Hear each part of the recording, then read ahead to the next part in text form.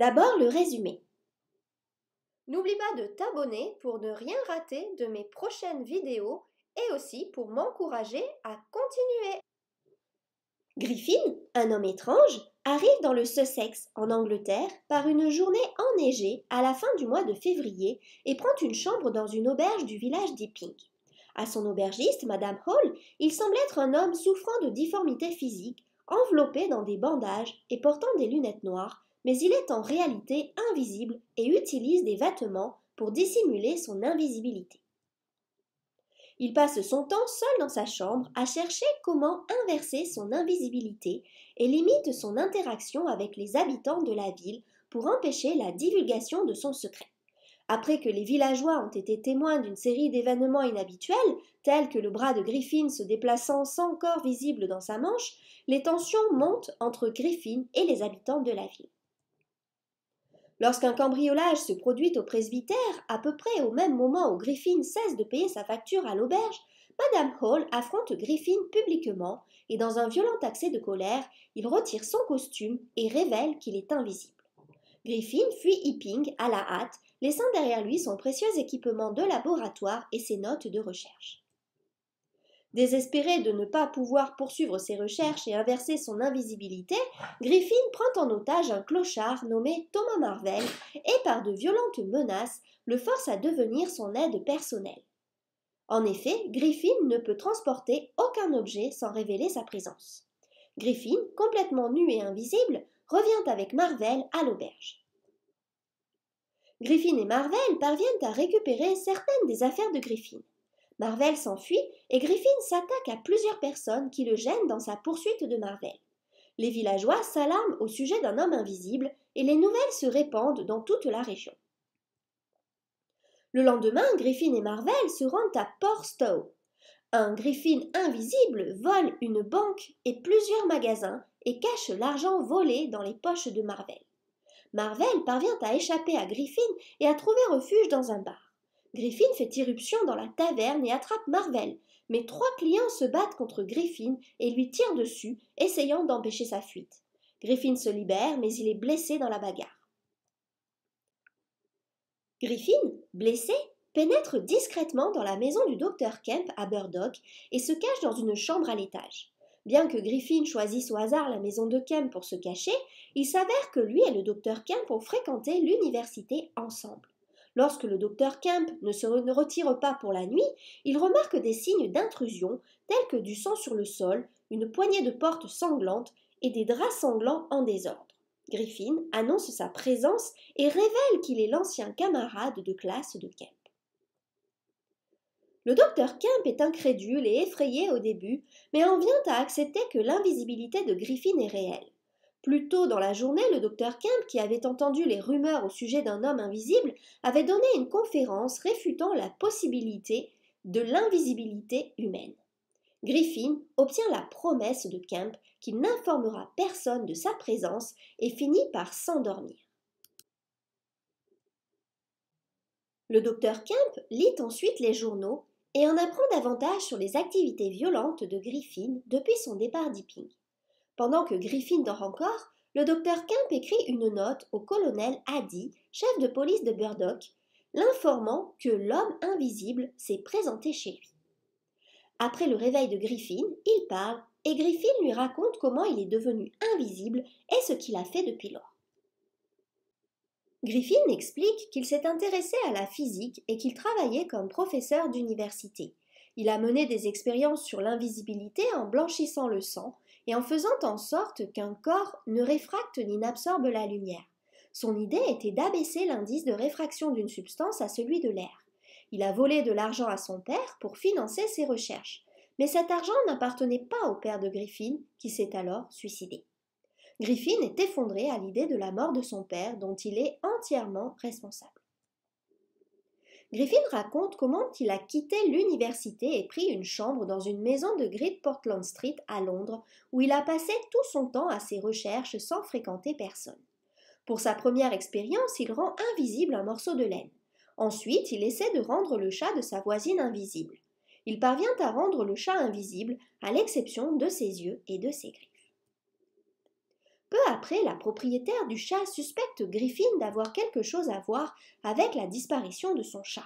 Le propriétaire de Griffin vient rechercher le chat disparu et se plaindre de l'équipement bruyant dans sa chambre. Griffin, sachant qu'il sera probablement expulsé, envoie une partie de ses biens dans une maison pour mettre son équipement à l'abri. Il prend ensuite des substances chimiques pour rendre son sang invisible. Après avoir mené la dernière étape du processus, il s'endort. Son propriétaire, essayant de briser la porte, réveille Griffin. Le processus est couronné de succès. Griffin est maintenant invisible et très en colère contre son propriétaire. Griffin rassemble un tas d'articles combustibles au centre de sa chambre et se glisse par une fenêtre pour regarder le propriétaire et ses beaux-fils briser la porte et fouiller la chambre. Après leur départ, Griffin retourne dans la pièce. Il met le feu aux objets rassemblés et prend la fuite. Lorsque Griffin sort en public, il découvre les inconvénients de son invisibilité. Il est bousculé par des passants. Nu, il n'est pas protégé du froid, et ses pieds nus ensanglantés et ses éternuements menacent de révéler sa présence et son secret. Frigorifié, fatigué et affamé, il entre dans un grand magasin avec l'intention de voler de la nourriture et des vêtements et de s'abriter pour la nuit. Bien qu'il atteigne ses objectifs, il est découvert par le personnel du magasin le lendemain et n'est pas en mesure de quitter le magasin avec ses vêtements et ses articles volés et reste nu. Une fois de plus, il agresse plusieurs personnes pendant sa fuite.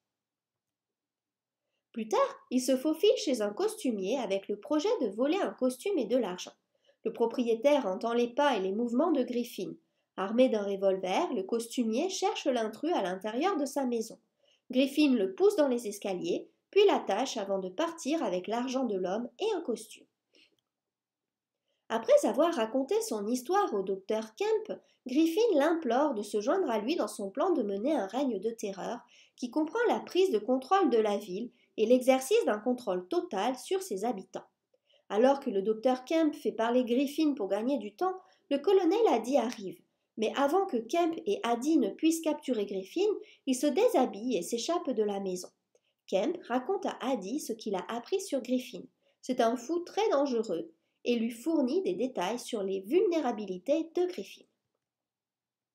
Kemp et Addy conviennent qu'ils doivent prendre des mesures pour protéger la population de toute la région. Ils affichent un prospectus avertissant les citoyens et les instruisant sur la façon de limiter les mouvements de Griffin et son accès à la nourriture et aux armes. Et ils mettent en place un cordon pour capturer Griffin. Ils utilisent des lévriers capables de sentir Griffin pour rechercher l'homme invisible. Bien que les habitants de toute la région chassent Griffin, celui-ci parvient à éviter de se faire repérer pour le reste de la journée et de la nuit. Son activité devient cependant manifeste lorsque le corps d'un villageois, M. Wicksteed, est découvert avec une barre de fer abandonnée près de son corps. Le narrateur spécule sur le fait que Griffin avait dû arracher une tige d'une clôture pour l'utiliser comme une arme en cas de besoin. M. Wicksteed a probablement vu la canne se déplacer en l'air toute seule. Naturellement curieux, M. Wicksteed a poursuivi la canne, mais a été battu par l'homme invisible. Le lendemain, le docteur Kemp reçoit une lettre de Griffin annonçant le début de son règne de terreur et son projet de tuer Kemp pour l'avoir trahi et pour faire un exemple. Le docteur Kemp décide de s'offrir comme appât pour attirer Griffin chez lui et le capturer. Il envoie sa femme de ménage porter des lettres au colonel Addy. Griffin intercepte la femme de ménage et prend possession des lettres, mais lui permet de continuer sa route jusqu'au poste de police.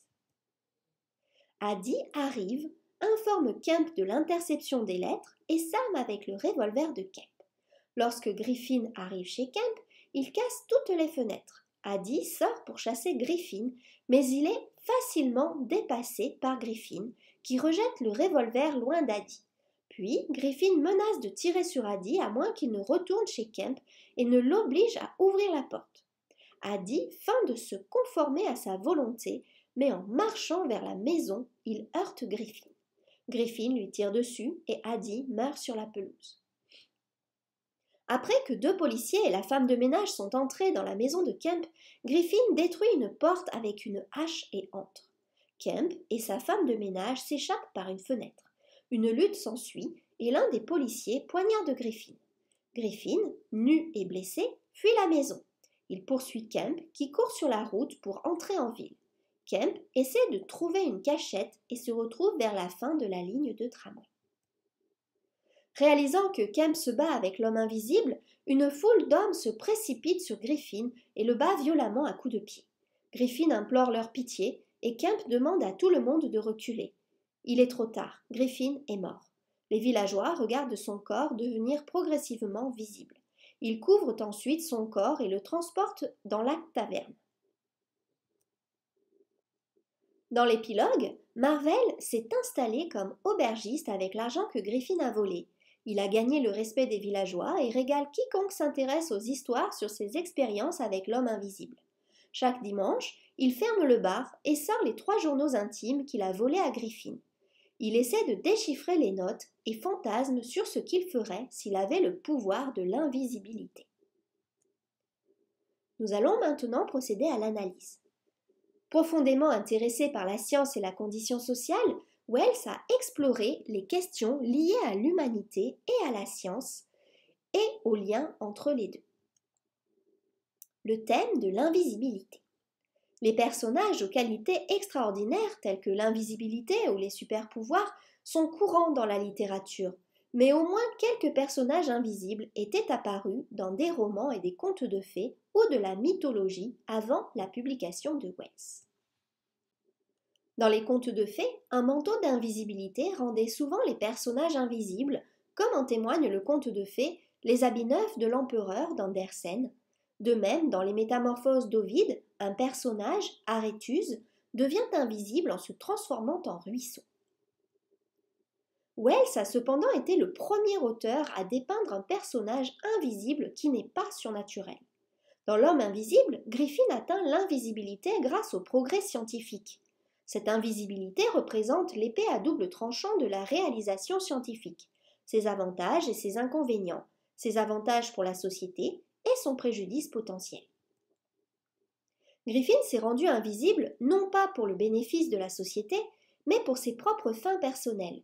Kemp reconnaît les dangers d'un tel pouvoir d'invisibilité pour l'humanité lorsqu'il déclare que Griffin est fou, inhumain, pur égoïsme. Il déclare que Griffin ne pense qu'à son propre avantage, sa propre sécurité.